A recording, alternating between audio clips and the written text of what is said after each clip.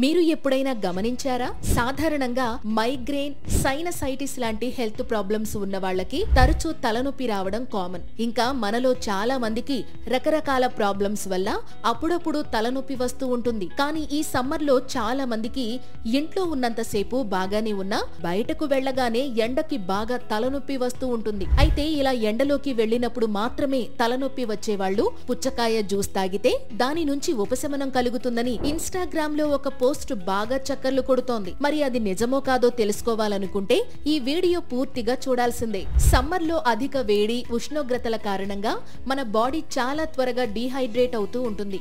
దీనివల్లే చాలా మందికి ఎండలోకి వెళ్లగానే తలనొప్పి వస్తూ ఉంటుంది. ఇలాంటప్పుడు 90% వాటర్ కంటెంట్ ఉన్న పుచ్చకాయ జ్యూస్ తాగితే ఎండ వల్ల బాడీ కోల్పోయిన ద్రవాలు తిరిగి బాడీకి అంది బాడీ హైడ్రేట్ అవుతుంది. ఇంకా పుచ్చకాయలో ఎక్కువగా ఉండే పొటాషియం, మెగ్నీషియం వంటివి బాడీలోని ఎలక్ట్రోలైట్స్ ని బ్యాలెన్స్ చేయడంలో తోడ్పడతాయి. ఇక పుచ్చకాయలో ఉండే సిట్రులైన్ అనే అమైనో యాసిడ్ రక్త ప్రసరణను మెరుగుపరిచి వాస్క్యులర్ నొప్పిని తగ్గిస్తుంది.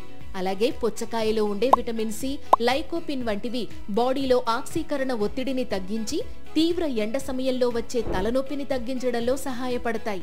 దీనిని బట్టి సమ్మర్ లో ఎండ వల్ల వచ్చే నొప్పిని పుచ్చకాయ జ్యూస్ తగ్గిస్తుందనే ఈ ఇన్స్టాగ్రామ్ పోస్ట్ నిజమేనని చెప్పవచ్చు. కాబట్టి ఒకవేళ మీకు కూడా ఈ సమ్మర్ లో ఎండ వల్ల తలనొప్పి వస్తే గనుక ఒక గ్లాస్ పుచ్చకాయ జ్యూస్ తాగేస్తే సరి. చూశారు కదా?